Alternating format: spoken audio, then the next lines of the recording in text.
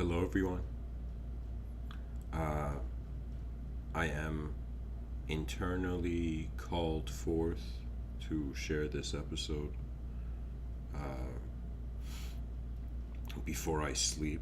It's but there is something that it's as if even though there's a part of me that's very tired in this moment, in my inner realms, I'm perceiving something which I cannot. It's something that is worth sharing. It's as if in some moments in life, suddenly the planets align or there's synchronistic moments and you suddenly see something. It's like how the poet Rumi says, there is a secret freedom inside a crevice you can barely see. He's a mystic from 700 years ago, Rumi. And I would say tonight is one of those moments, but it's also a moment where the inner realms have more of the momentum than the outer realms. So, in some sense, beyond the miscellaneous sounds, this episode is intended to be poetic. You see, there is life, and we are all part of it. And there is a situation in life where consciousness has arose. And so, reality, by the mere presence of the mind, has shifted beyond meaningless landscape. And we're now living in a world where we have concepts, not only a concept for consciousness, which just the word is, but we have also notions of truth and meaning. When one looks at this question, who are you behind your eyes? It is a question that goes beyond measurable boundaries because it touches on something that is instantaneous. You see, that's the nature of our mind. The mind is not like an object with a sort of shape. The mind is an instantaneous being of all events in the moment. You see, it's a second life. That's the best way I can say.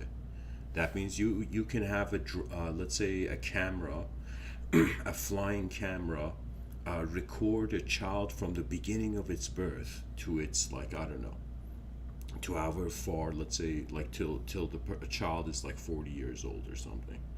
Do you know? Or 50 or 100, whatever. Like I'm just trying to say you can, in some sense, record the life of that child in the outer realms. But if you were to ask that child, that person, who are you or how did you experience this life, their inner reality is their second life. So in some sense, the question, who are you behind your eyes, is not per se a question where the answer is contained in some way. It doesn't have a shaped answer. You know, the best concept I have found to kind of touch upon it is that it's an unknown viewer, or as the ancients would say, the witness within. Now, why do I say unknown? Because that word has a power that no other word in language has. It's another way of saying the fog has made us, it's as if like the fog of the simulation made those in it suddenly realize they're in a simulation. Do you know?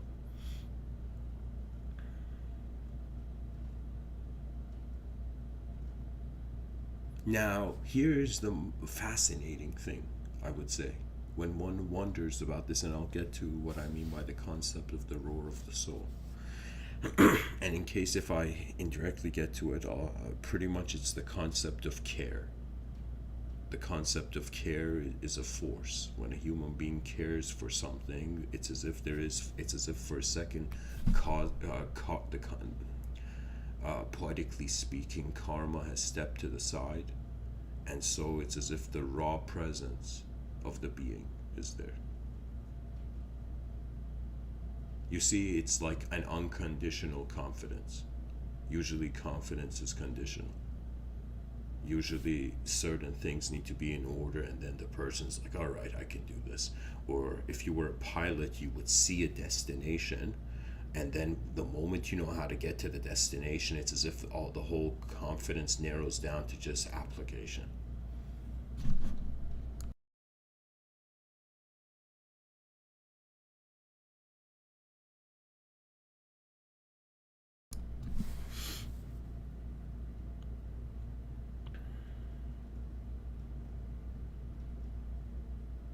But if the destination is unknown, every moment of entering an unknown space is just like pure exploration. It's pure revelation. There's a quote I want to read for you. I made a note of it somewhere.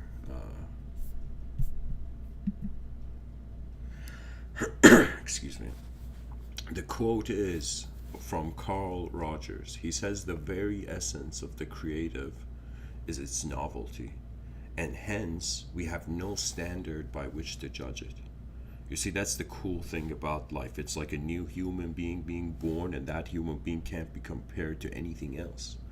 Do you know? It's as if it's a new part of the space-time continuum that has emerged, or it's as if atoms, from a secular standpoint, it would be like atomic existence. Let's say through interaction with light, attained a sort of complexity of organization where it began as if it began being able to direct itself in space. That means if you have this view that okay, where are human beings? They're in nature. Where is nature? In the nature, it's the nature of the world. You see. So what I mean is that human beings are in an event of nature. Everything is as if being moved by the world. It's as if when you look at it in regards to how big and gigantic the universe is, or outer space reveals itself to be. It's as if we're on the shoulder of giants. So it's as if we're being moved by forces beyond us. Now, atomic intelligence somehow managed to counteract that force. It's as if give a empty rock an atmosphere, and have light constantly hit it as it spins, and suddenly like creatures emerge on it, wondering what's the meaning of the whole thing. It's as if a philosopher poetically is like existence questioning itself.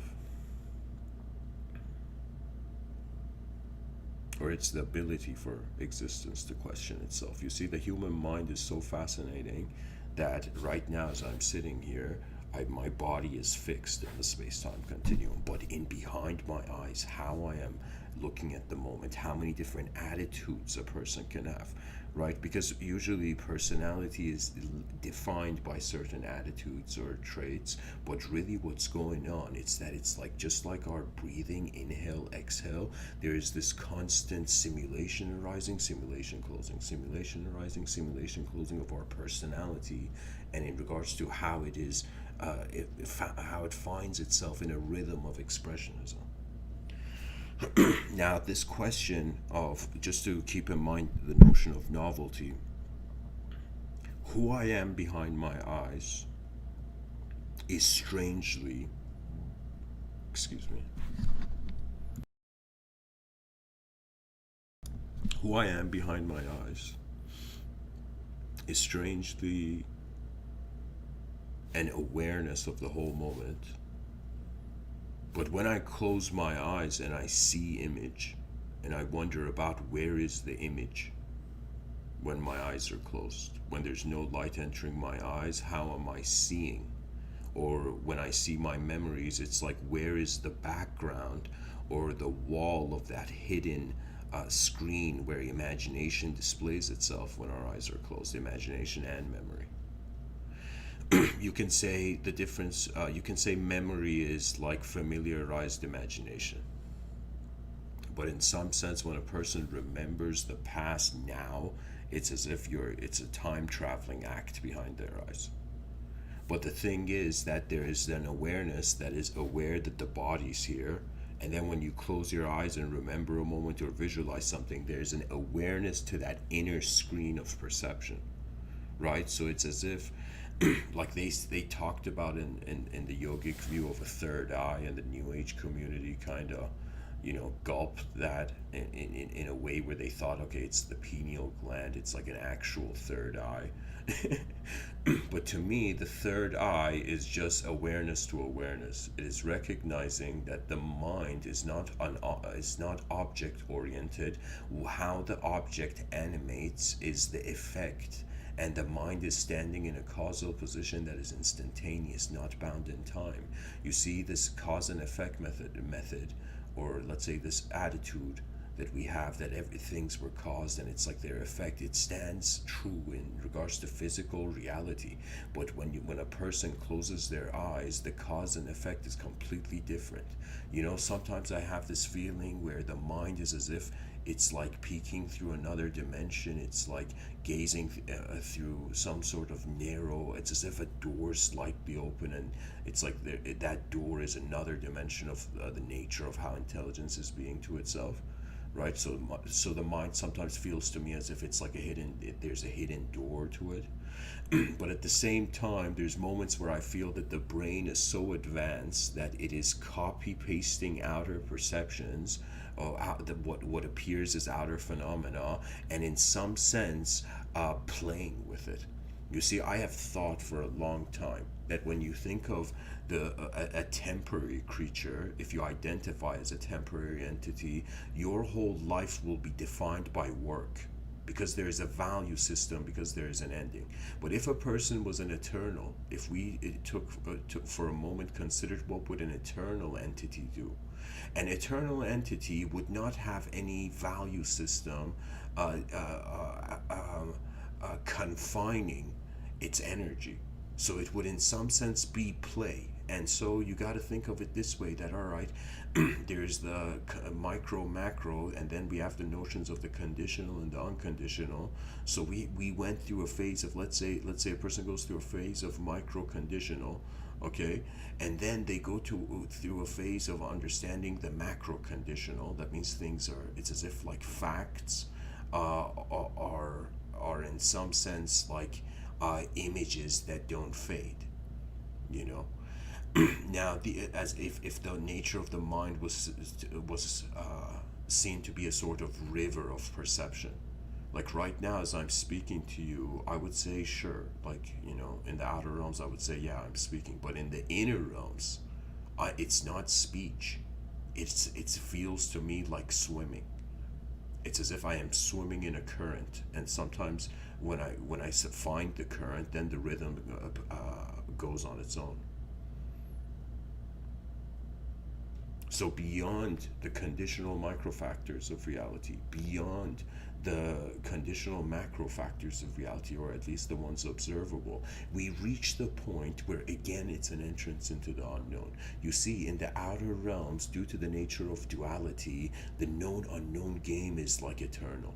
That means there's going to be endless human beings who open their eyes, in this realm, just to look at it for a little while, as if we are tourists in manifestation, as if an invisible field of intelligence is in some sense touring a physical reality for a little while. You see, that's the advantage of being actually a temporary entity.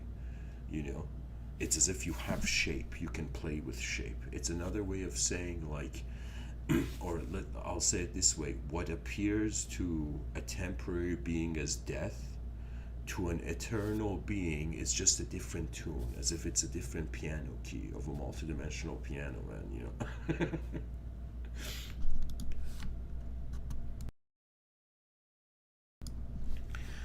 So, anyways, what I'm trying to say is that you are present in existence right now. Existence is where facts are, but experience is where facts are applied.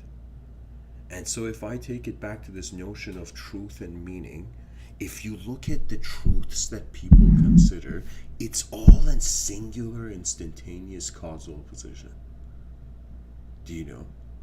That means there's a strange thing that the moment like then our minds are like candles, okay? Like, or I'll say it this way: the brain is like the candle, you know, and the oxygen, in the lungs and kind of it happening is like the flame of the candle is flickering. Now, the glow of the candle is the mind, and the glow is not the flame, yet it arises from the flame. Do you know? So it's as if right now, me speaking, it's as if I am one candle in the darkness, and this is how far the glow of my perception is extending into the outer realms.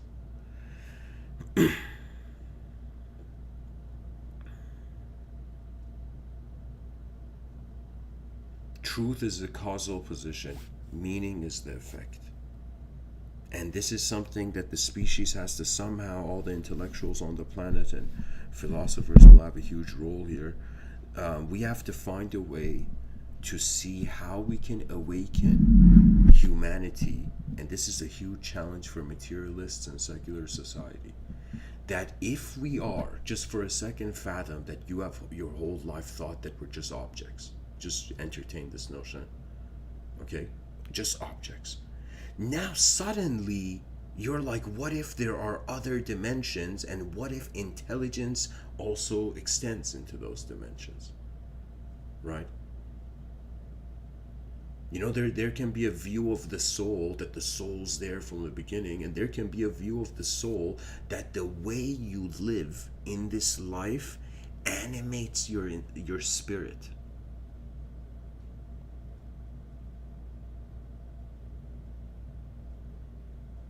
That means it's as if like soul could be seen as a momentum, or it could be seen as just the causal position from the beginning.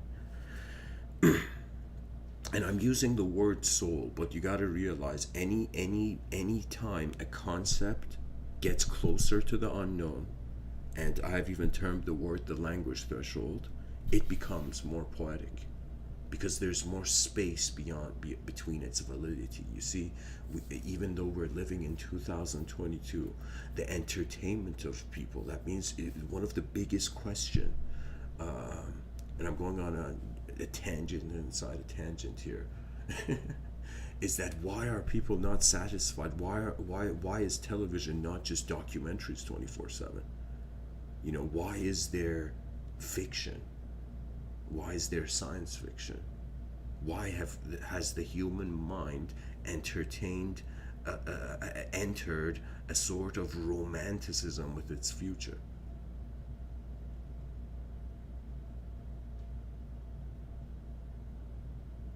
It's because on some deep level, the nature of the intelligence of the human being is just like a cup that gets full with water.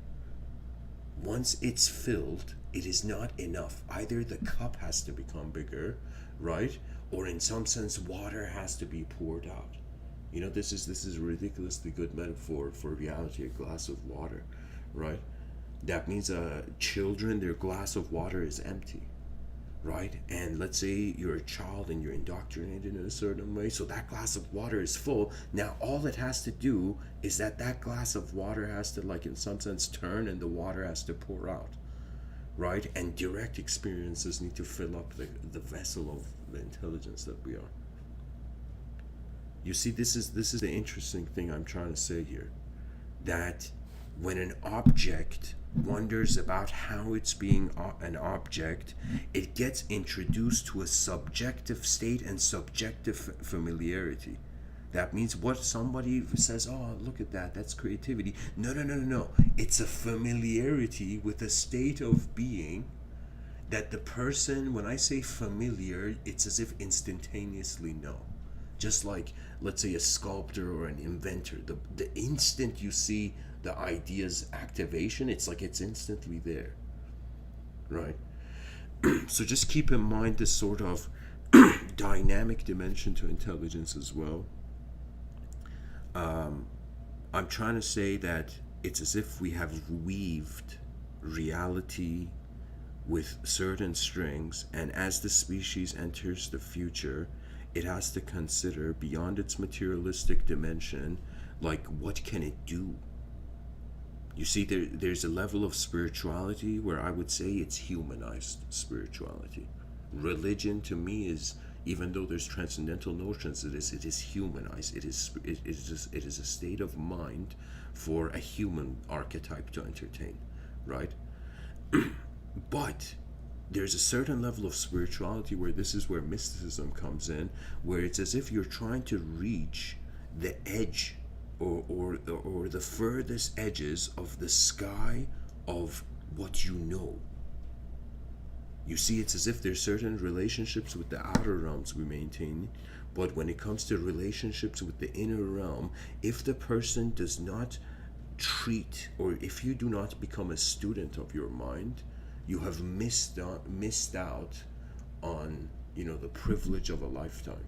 I'm telling you, it's like we're not just here to just fit in and then repeat. I'm telling you, the world is designed beyond known factors of just justification for meaning as an artist's valley, a valley of just endless expressionism. That means it's as if, like, what do you do after you've drawn the greatest thing or made the greatest film? It's as if it goes back to the you can say to a state of attention where it's just direct experience, as if you can even see this with the whole kind of metaverse and all the stuff people are talking about. It's as if the future is going to be could potentially, for those involved in technology, lead to an artificial paradise. So what I mean by this is that right now I am vocalizing my imagination. In the future, they will be able to live in their imagination. That means it's as if you're whoever you are listening to this, you're hearing the words I'm saying, but you're not seeing how I'm seeing those words and using them. Now, in cyberspace will grant that, I find. But anyways, going back to the source of who are we behind our eyes. There's existence in front of our eyes. We close our eyes, subtler overlay of what visualization or imagination can be considered to be, and then there is an awareness to all of it. If you focus on singular truth, which strangely the karma, I would say, of what I find this plane of existence we're in, this, let's call it earth dimension, it's as if singular states of, if you realize everything as just one being, there's a strange karmic freedom. It's as if the world was not just designed for us to make random choices. I'm not saying that there is a book can replace the truth of the world. I'm saying that there's a mystery to the design of intelligence and how it activates.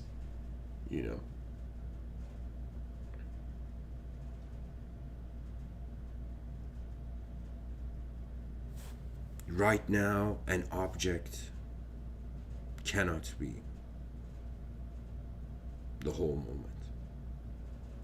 A subject cannot be the whole moment. That means I'm aware of my physical existence, and I'm also aware of my subjective experience. Aside from just hearing the words I'm speaking, but also the imagery that's behind every word. I think people don't understand this generally about knowledge, that it's not language you're looking for. I mean, sure, language is a part of it, like every field of a branch of knowledge has its own curves and bends. But I'll tell you this: it's like language is a hidden film. That film points to what is directly experientially accessible. When we go to see what's directly experiential accessible, we find existence, but we also find that after, let's say, the contemplations of all the possibilities, that means, let's say, AI came and replaced what quantum physicists, theoretical physicists were doing, and in some sense found so many different angles to look at physical reality. It's like beyond that giant archive of ways to approach existence externally. Eventually, it goes back to what is looking through your eyes right now. I feel this is an access point to the divine. Anybody who wonders who is looking will eventually reach it. When you go towards the source of how you're being a self, you're left in that observer space, you know.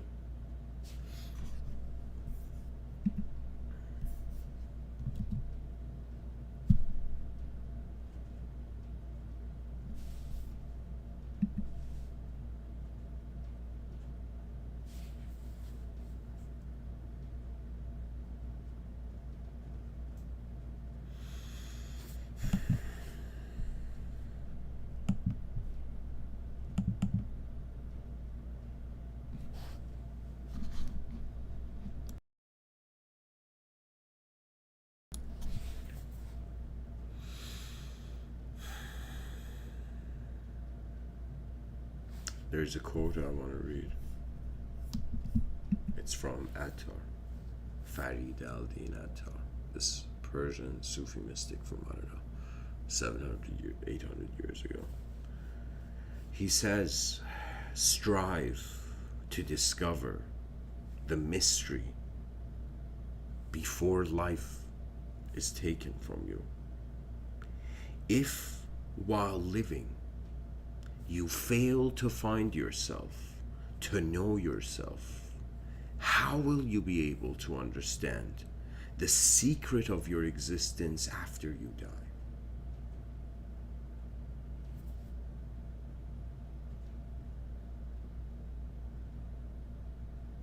It's as if animate intelligence, even though in the outer realms it's just participation, it's as if something wants to just animate.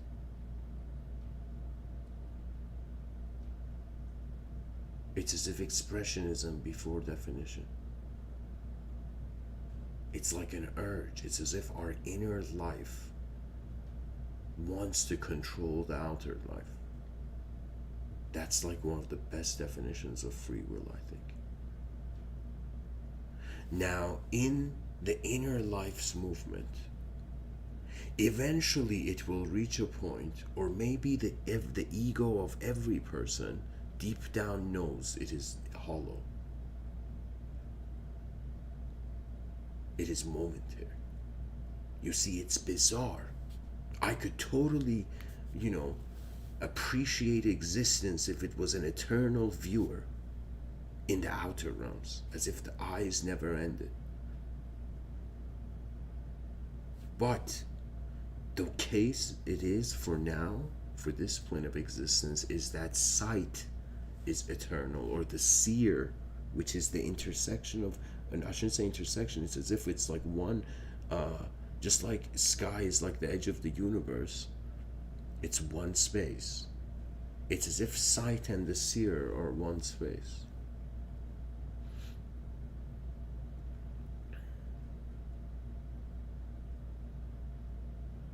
I don't know what it is.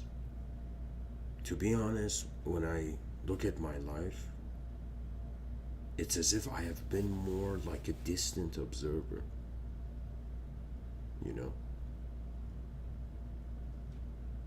I have been like a passenger. Maybe when I give these talks, I there's an identification with the pilot archetype, or the way I define the pilot in regards to the mind. But really, I have been a passenger, and decision making has just been on like which escalator you want to put your foot on.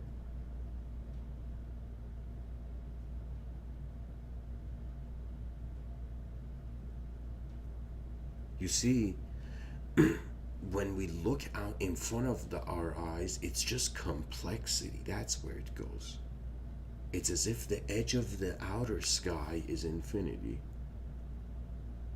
the edge of the inner sky is just singular.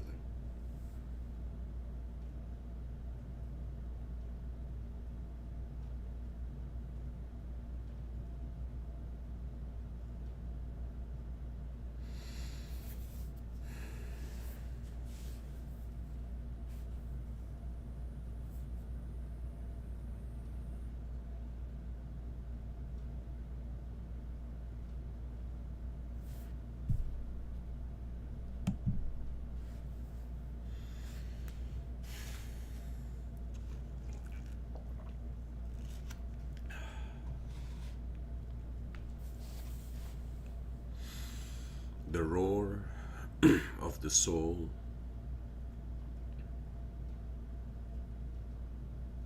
is the maxing out of wonder and to touch the unknown. And the care, and that's where care comes from when you see potential.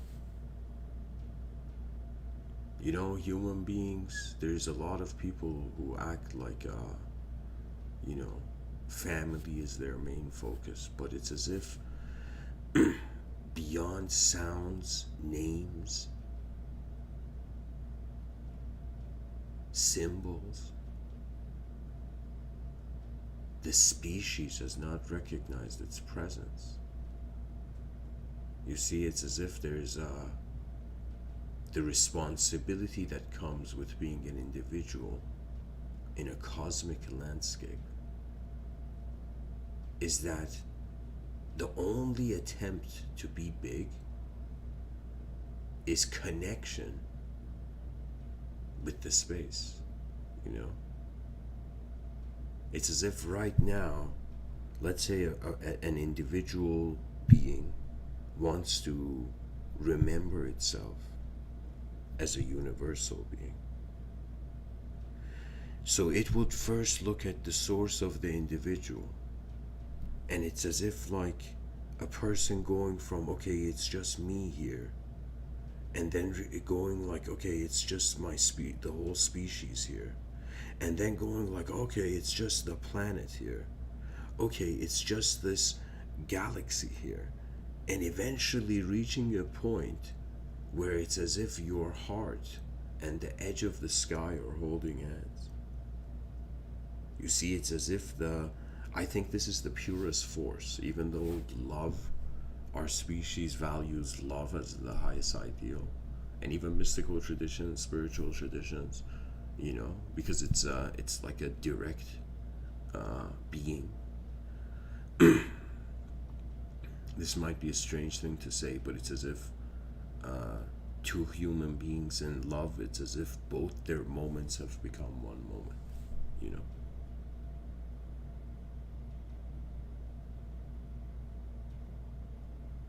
You can even say that it's as if for some people, it's like you never fall in love with something. It's just the moment. You know, it's as if some people love things and some people love moments.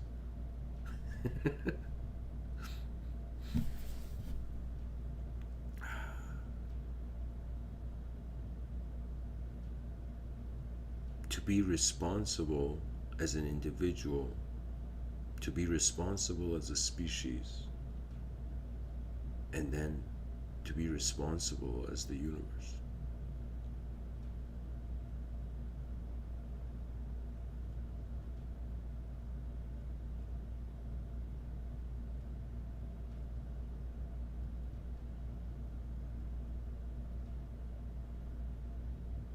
It's like a fractal of dynamic conception where it's sandwiched between the void and infinity.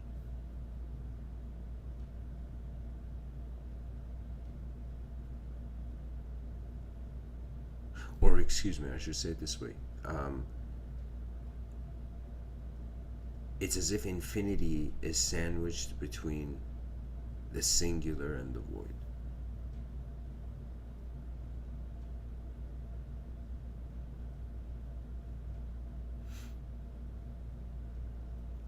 Some people might be like, yo, Mr. Within's hungry.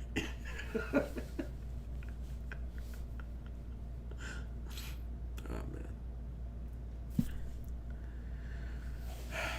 man.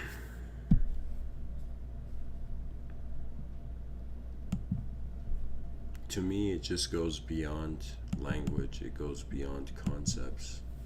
You start off as a known, let's say experiential, existential entity. You realize the whole moment is being unknown. The unknown has never gone anywhere. Knowledge is the guest in the unknown. The known is the guest in the unknown.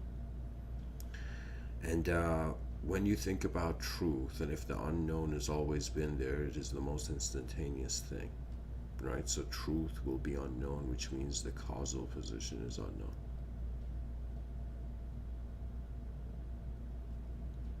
It could be that it's like a coin. Right now, where I'm giving this podcast, it's like we're on the side of the coin of just endless change.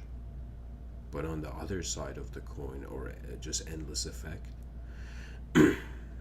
as if we're swimming in the effects of an unknown cause, and in the other side of the coin, it's as if it's like a known cause and the effects are unknown. It's another way of saying, does God know what it's creating? And even though the books of man have verified, but I would say when it comes to the mystery of a sight,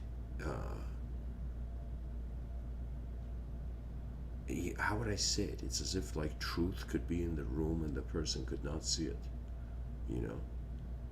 It's another way of saying, like, there's this story where there's this guy who's afraid of snakes, and so he goes into this room and there's a rope. Okay, he has to get something from this room, and there's a rope on the ground, and he just enters the room, and his mind believes that that's a snake, and he instantly closes the door, acts paranoid. It's like, there's a snake in there, don't go in there, and his body's like, there's no snake in there, and then the person goes in the room and just sees that there's a rope on the ground. He tells the person who was afraid, it's like, yo man, it's just a rope. And that person is so convinced by their inner realm fear, the person's like, no, I know what I saw, it was a snake. And then the person brings let's say the person who's afraid into the room somehow and says, look at it, it's a rope. And the person's like, no, still sees a snake there. Eventually the guy has to take the rope and throw it out of the window. So this guy, his inner realm detaches from its own conviction.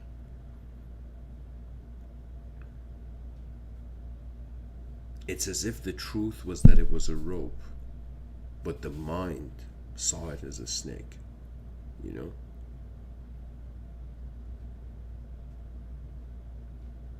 And it could be that materialism and the story of the individual is like the snake, and the truth, which is the rope, the true nature of it, is like what is looking through our eyes. If I was to say what I see, sure, I'll grant that materialism. But what is looking at matter is like, it's not matter. We identify with what's in the space. That means, imagine like you closed your eyes and you opened your eyes and you were in a completely different body on like a different planet, with a different species and all this, It's as if it's like the mind has the capacity to close down all the outer realm convictions, or let's say simulation, sensory acceptances, and then to reopen in the inner realms with a completely different shape. It's as if Imagine like God was a musician, I'm just poetically speaking, and this God was like, all right, all my creations are gonna have unique instruments, and better yet, they're going to be unique instruments, right? And imagine in that God narrative, let's say, I'm just saying hypothetical, where God's a musician, God, it's like the purpose of every human being is to play the instrument that they are. Do you know? To assemble one final harmony, imagine, or melody.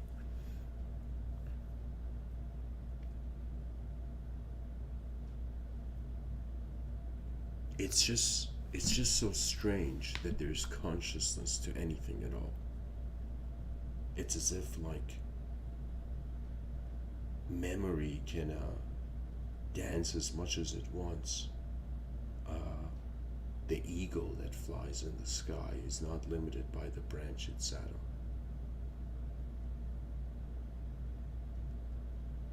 The intelligence of every human being is incredibly advanced.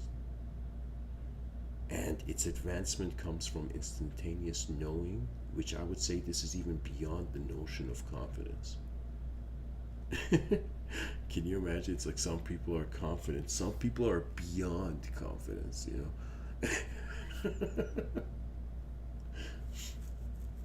You know?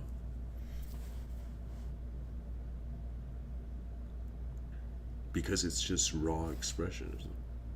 There's no language or ideological system for its motivation. Wonder or just an awareness to something more, that is also part of the roar of the soul. And for now, the species is just in the jungles of dualism. As long as you hear the word good and bad, it's as if we're still in the old world. You know, I have envisioned in my inner realms an advanced civilization in front of our eyes. That this advanced civilization is not playing these games of right or wrong, it is just calculating efficient strategies of implementation of energy. That means it's as if, sure, like a person can speak and like try to change the mind of a species, but then it's as if, imagine in the future an alien lands down and we're like, yo, are these aliens gonna say something? And instead of the alien talking, the alien just raises its hand, and it's like there's a complete energetic shift. It's as if it communicates on the level of energy, you know? Right now, I would say I'm communicating on the level of like focused energy, and what I'm really actually doing, or this is how I find my, at least as a human being, my intelligence to be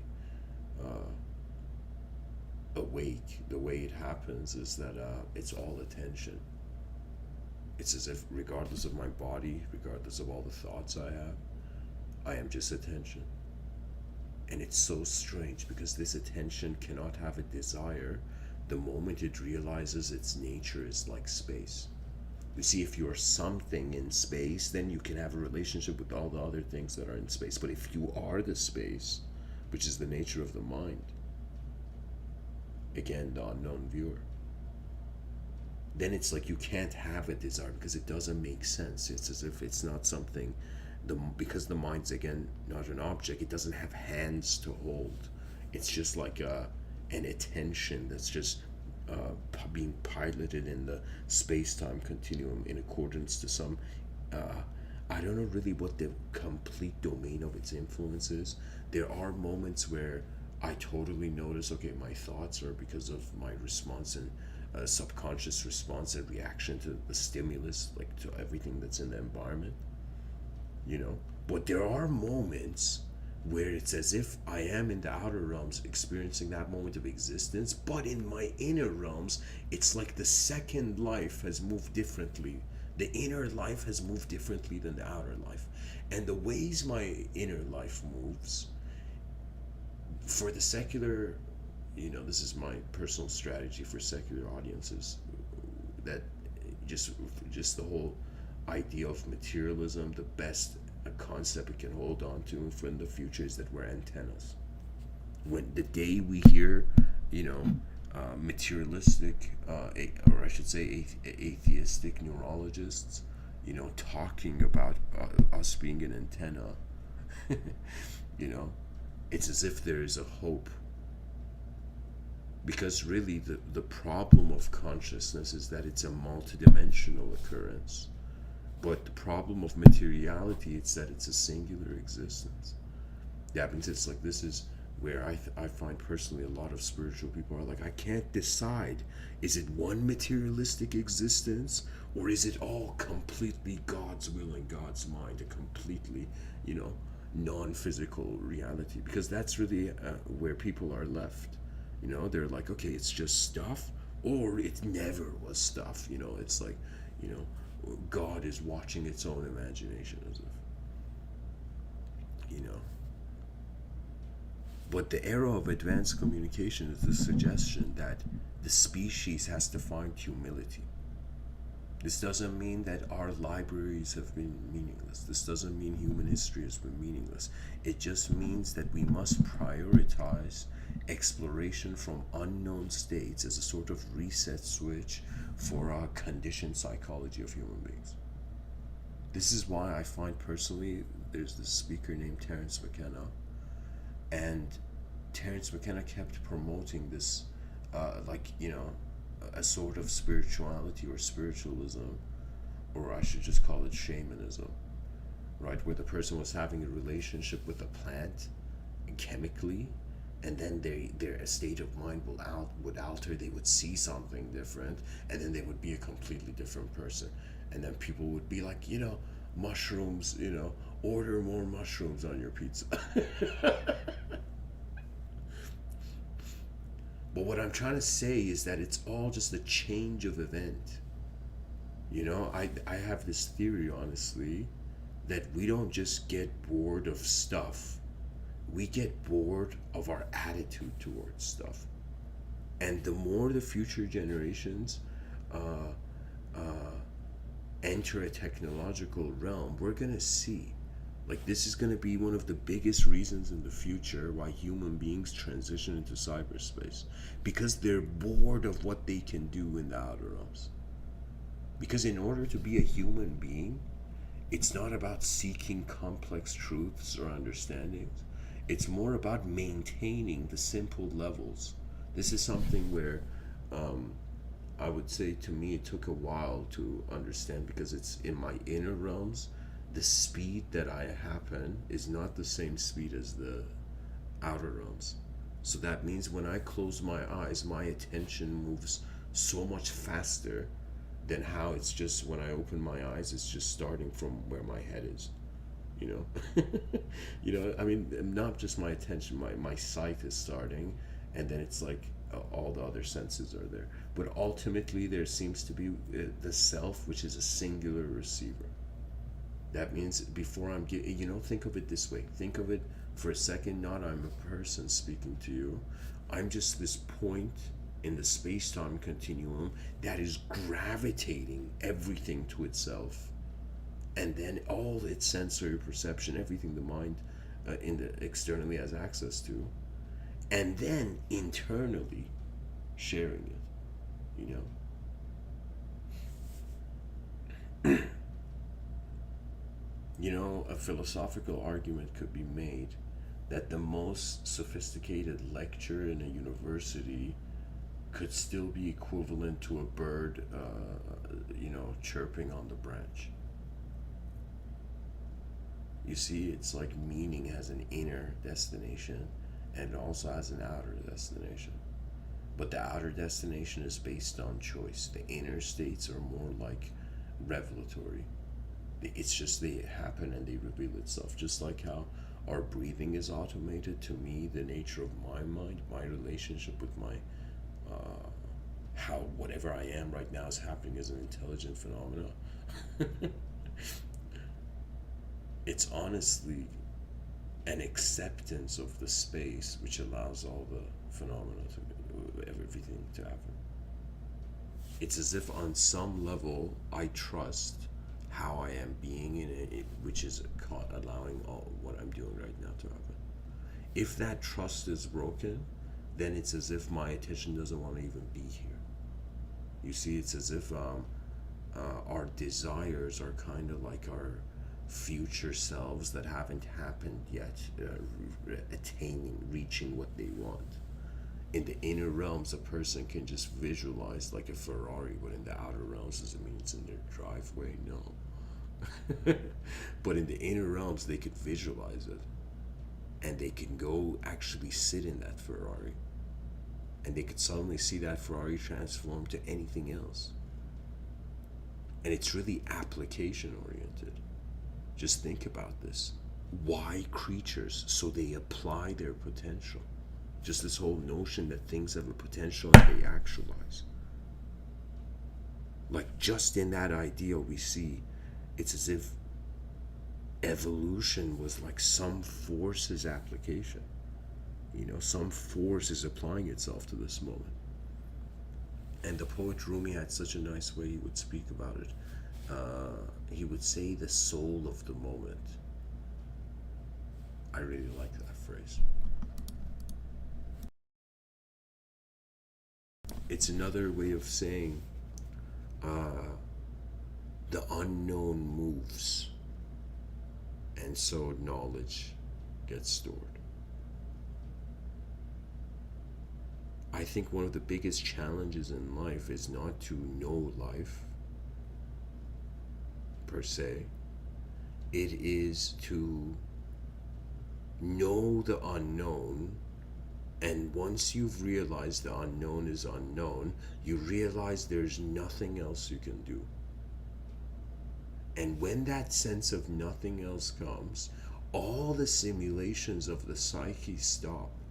You see, there is a code of reasoning to every person's search for truth. It's as if like once you realize being is just being, what can you do for truth? There's nothing left to do. It's as if anything you do, it is being. And one thing the species has not tried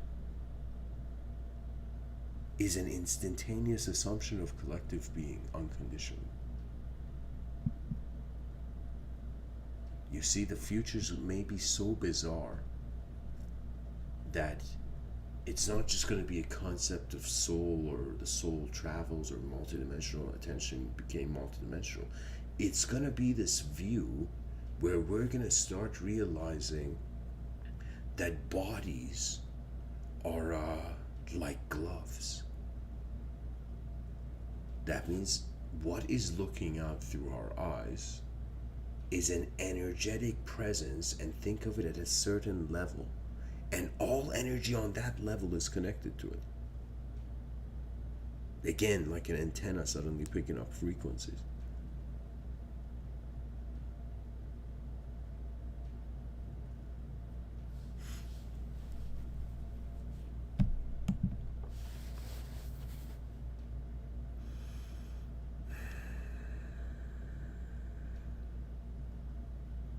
Who are you behind your eyes?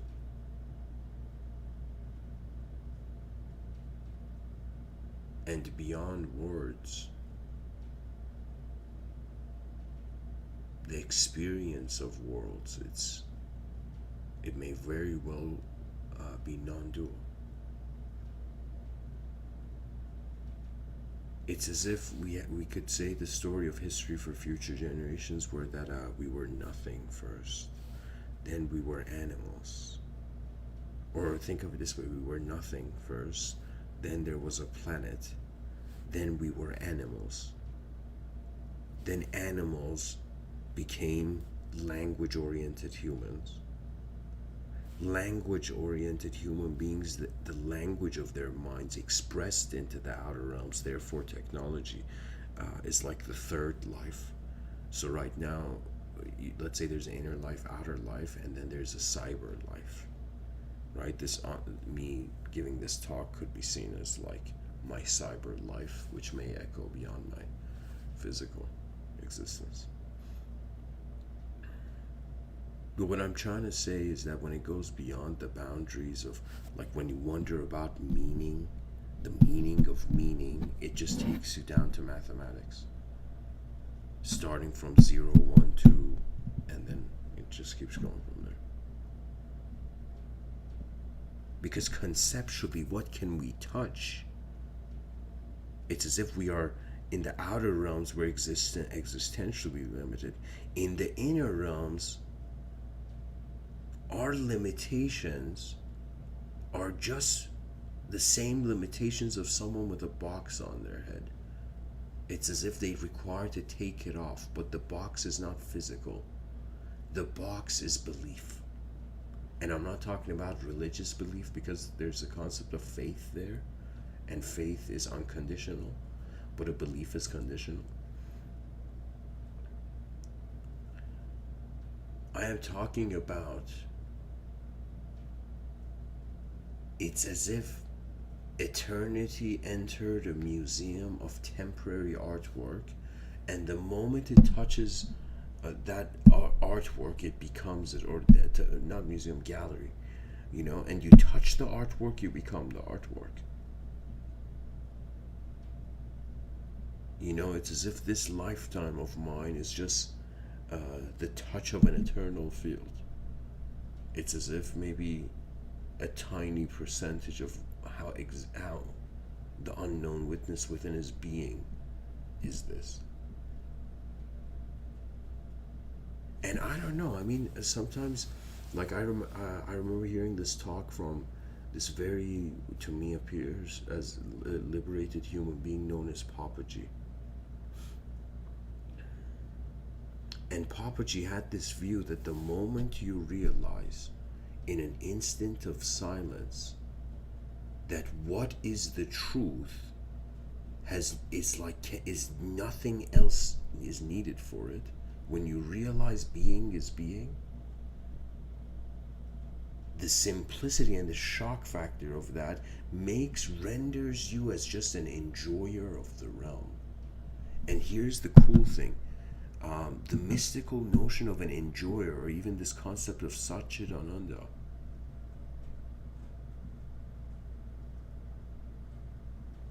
it's as if we have the view of a collective being, and then there is a being that is expressed collectively.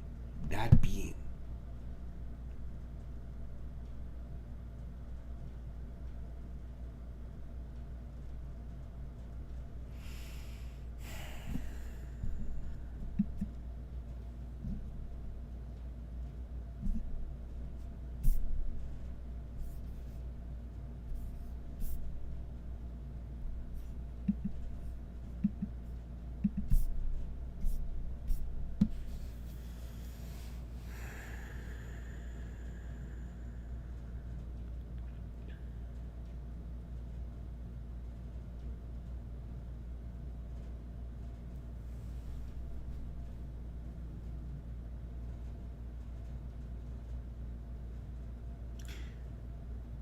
It is, to some personal level, clear to me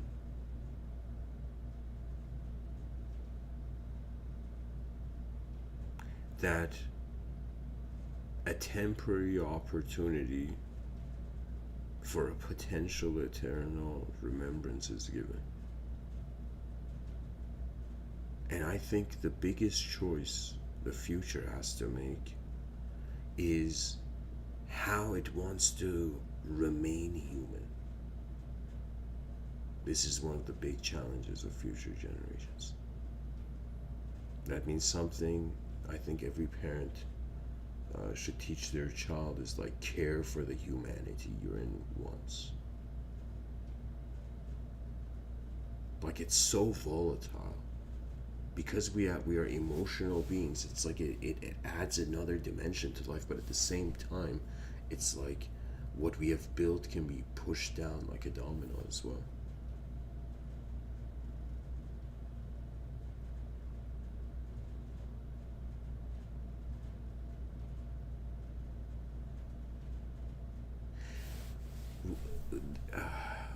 What I'm contemplating right now, I just thought of it like,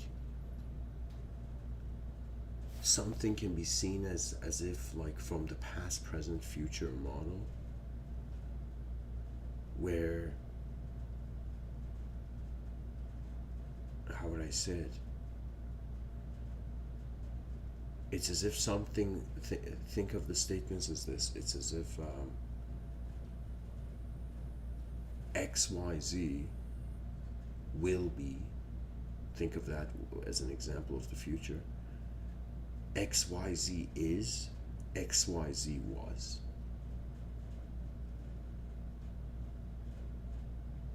And in all dimensions, all those three considerations, it's attention to one. So when you're thinking about the past, it's like the future is not there when you remember about the past, right? When you think about just being present here, it's like there is no future or past. When you think about the future, and I think anybody who thinks about the future too long, your eyes will eventually close because the speed of the future, if it's accelerating, the inner realms again, you can live as a faster entity than in the outer realms. So eventually the eyes will close to fulfill the image of the future in the inner realms. I don't know if I'm saying this clearly. I'm just trying to say there's a speed behind your eyes, which is beyond the outer realms. Behind my eyes, it's again unknown viewer of any conception I want or I'm familiar with. In front of my eyes, limited. It's as if in front of our eyes we're limited, behind our eyes we're limitless. You know, it's like, you know, someone has to say this.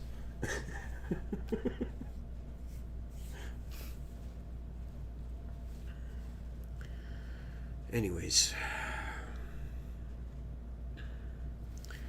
I think to completely make this a poetic episode, I'm going to read something that I wrote.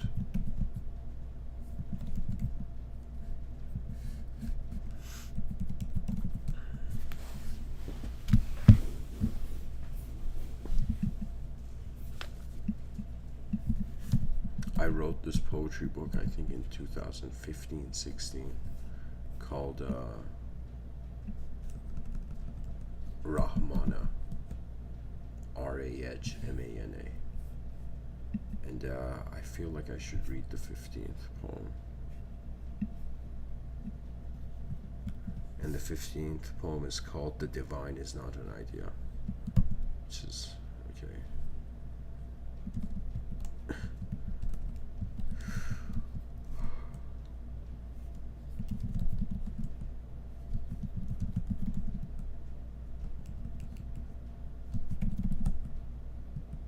Okay, there we go. The divine is not an idea. An artist began crying one night when her artwork jumped off the wall and shouted, "The only wall is ideology." The world speaks to us through every creation that walks in one moment. Do not fear death. It is the greatest lesson of life. I may be a child of God, but I grew up with all existence. Rage stops you from breaking the cage, but will your gentle wings let you sleep at night? Do not fear yourself. You are the beacon of absolute existence.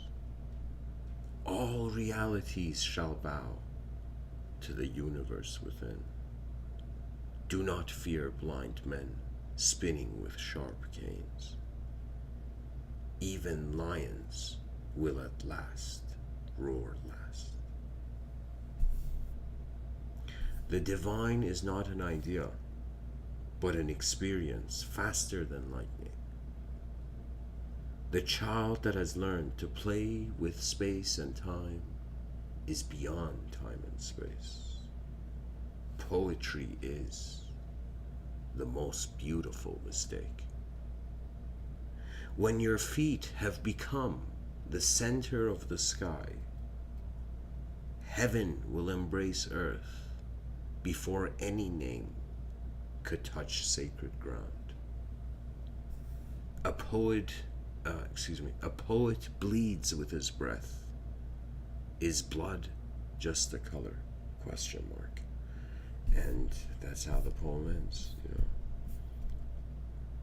This is a poem I wrote, guys. Here, I'll read another one.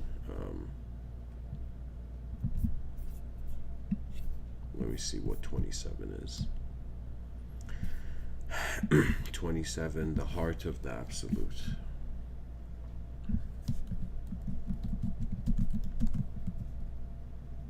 Hopefully in the next couple months I'll have the bookstore running, guys.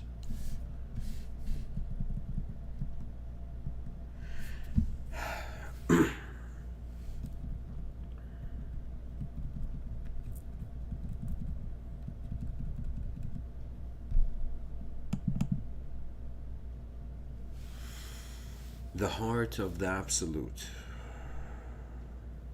Who is the king of dawn?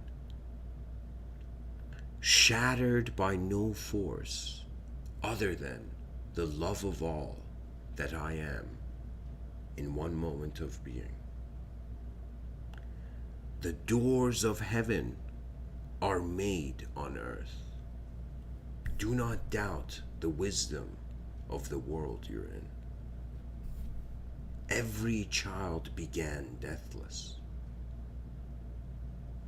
Creation has not mistaken you out of the ignorance of creators who only bought the brand of underwear made of leaves. There is no evil impulse. All are the self within the other, of absolute self-reflective acceptance. Do not fight the eternal unknown with temporal knowledge. Did you know you are connected to everything? The heart of the absolute is how an open doorway was in the key before the door could be seen. Do not ask for life to change. Rather, change yourself. All dreamers are awakened within one transcendental glare. Do not milk the cow that does not exist. I am not calling you a farmer for what has planted the fields of intelligence behind your eyes. Do not think of the thinker. Dissolve all thought within a moment that was always here.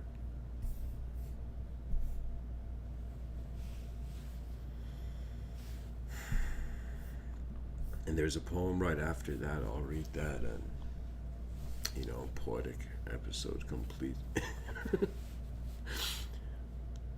And by the way, guys, these are poems from if somebody just jumped into the live stream.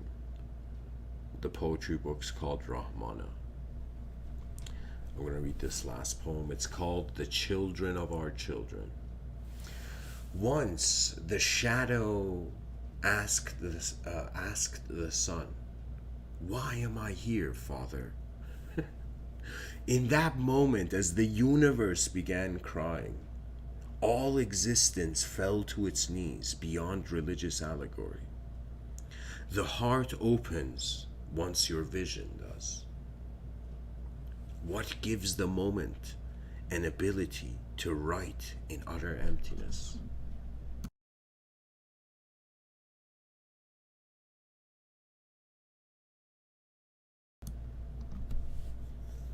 The light bulb perhaps burned itself. Or was it electricity's fault as it marched instantly through the walls? Be so kind. Mankind blesses you with the endeavor that ends the search of eons where it began from. The heart of life is in one beat beyond a pulse. Do not forget who you are.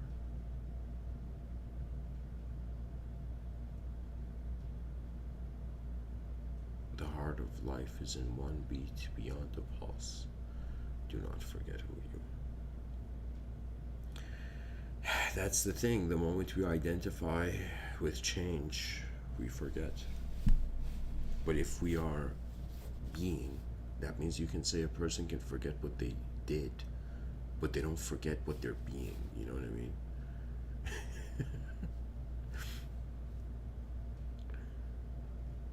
A person may not remember, like, what they ate like 2 months ago on a specific day, you know, but they can completely remember how they were being.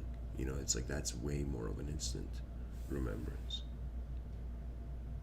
And I guess, really, this question of who are you behind your eyes, it's left to the journeyer that is your attention. That means beyond spiritualism, we have reached that raw moment in the evolution of creaturehood, where it's as if, our wings are actually the embrace of the unknown. When we embrace the unknown, that's freedom. There's a freedom there. I shouldn't say that's freedom, but like there's a freedom there, or the potential of freedom has been discovered. Because how else can the attitude change? If a human being wakes up in the morning, it's like, all right, I'm just this, then it's like they are defined before they even do anything.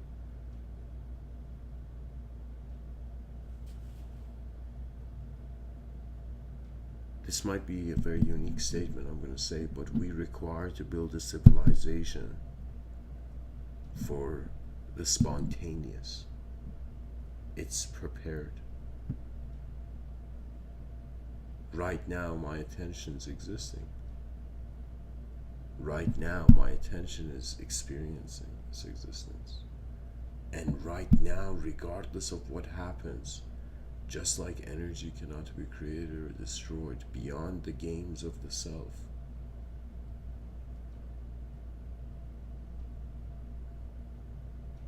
attention remembers it is home.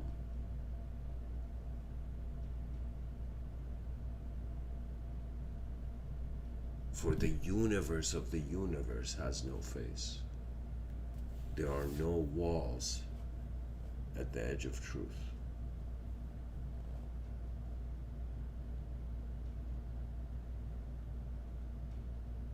It's as if earth was not just in heaven. Heaven is in earth.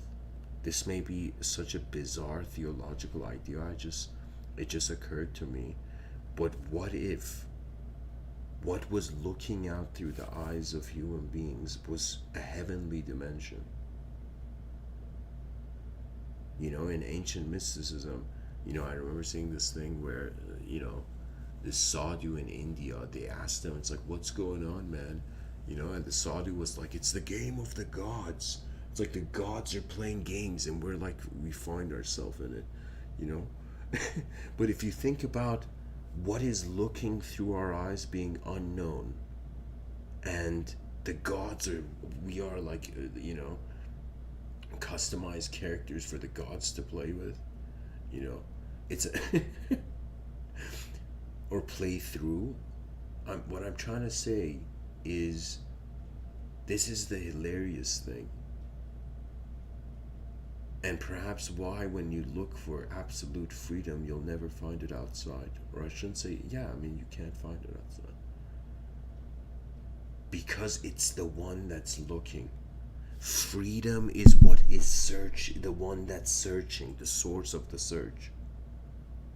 That means anybody right now, you're looking for truth, that force that's looking for it is the truth.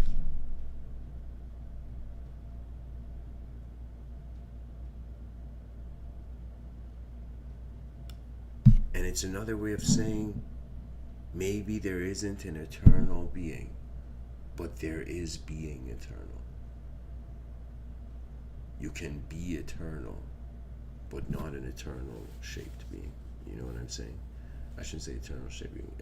I'm saying that the being is unconditionally there, regardless of what kind of being it is. It's as if energy is left to accept itself. Where direct experiences, freedom goes beyond words. And I think this is a good point to end the episode. Just like how the ink of a pen runs out, the language threshold has been found before any sound.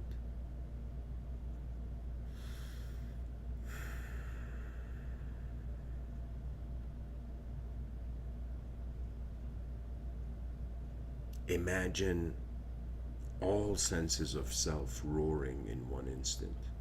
Imagine all your past senses of self activating into and maxing out in their advancement. Imagine all your future selves, every potential, everything, as if you have sought the advanced and the whole moment has responded.